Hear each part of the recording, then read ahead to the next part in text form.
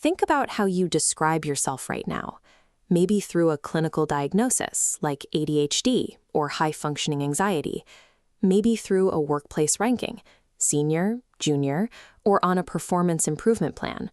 Or maybe you define yourself through a health score generated by an app on your wrist.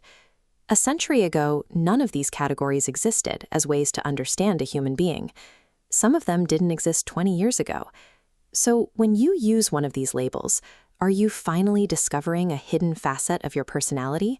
Or did a clinical study, an algorithm, or a human resources metric build a highly specific box for you to step into? The French philosopher Michel Foucault accepted the premise that individuals do not simply invent their own meaning. Larger cultural and social systems precede us, shaping what we are even capable of thinking. To figure out how those systems shape us, Foucault used a historical method he called genealogy. You take a present-day concept and trace it backward to the specific historical struggles that produced it, asking who fought over the category and who won. Apply that method, and you find that the deeply personal labels you use to define your sense of self are not natural discoveries. They are the highly engineered end products of a centuries-old shift in institutional power. On March 28, 1757, Robert-François Damiens was taken to a public square in Paris. For trying to stab King Louis XV, executioners tore flesh from his arms with red-hot pincers, poured in molten lead, and harnessed horses to rend his body apart. Foucault called this older arrangement sovereign power. It operated entirely by subtraction. To exert control, the authority took your wealth, your time, or your life.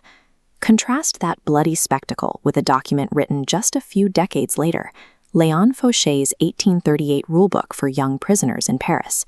Wake at 6, prayer at 6:05, labor at 6:30. Every minute of the inmate's day is sterile, measured, and accounted for. No one is touched. We usually frame the space between those two events as a story of enlightenment, reason, driving torture out of Europe. Foucault argues instead that a new technology of power appeared, disciplinary power. This animated blueprint shows Jeremy Bentham's architecture to enforce it, the panopticon. It relies on hierarchical observation. A single guard in the dark tower continuously watches any inmate, while remaining hidden. The second technique is normalizing judgment. Instead of a legal binary of permitted or forbidden, the institution ranks each person on a continuous scale against an ideal norm, measuring exactly how far they deviate from the idea of the good prisoner, student, or worker. Finally, there is the examination. It combines the observation and the judgment into a permanent record. A medical checkup or an annual review records exactly where you stand on the scale, accumulates that data, and hands back an identity the institution has produced. Sovereign power punished the physical body in public.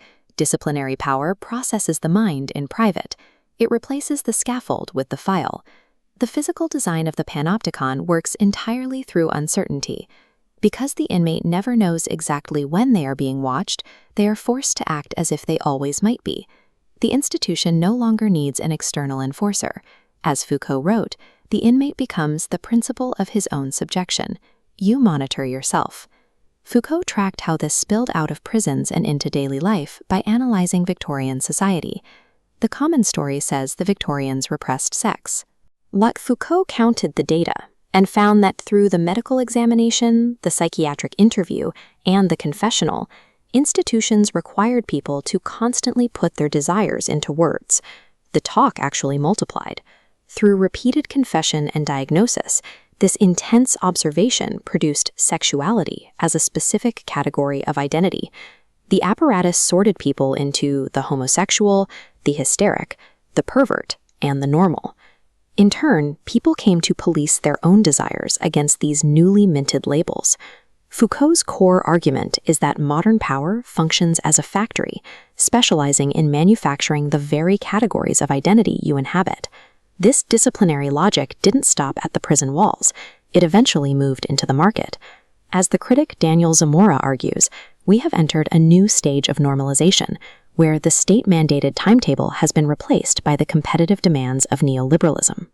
In this era, the central guard tower is replaced by decentralized metrics. Your credit score, your performance review, and your LinkedIn resume continuously monitor your output. These tools produce a modern entrepreneurial subject, someone who views their own personality as a collection of data points to be optimized and improved. The philosopher Jürgen Habermas points out a critical flaw in this framework, calling it cryptonormativism. Foucault describes these machineries of domination clearly, and he expects us to be outraged by them. But outrage requires a standard that the institution is violating, like human dignity or freedom. If Foucault's theory is correct, every standard of autonomy is itself just a product of power. He relies on values his own account denies exist. When a doctor or a test finally names a condition you have been struggling with, something gives way. There is an immediate sense of relief. You finally have a word, a population that shares it, and a protocol that addresses it. Foucault leaves us inside an unresolved paradox. Is that relief finally seeing yourself clearly? Or is the inadequacy itself produced because the category existed to catch it?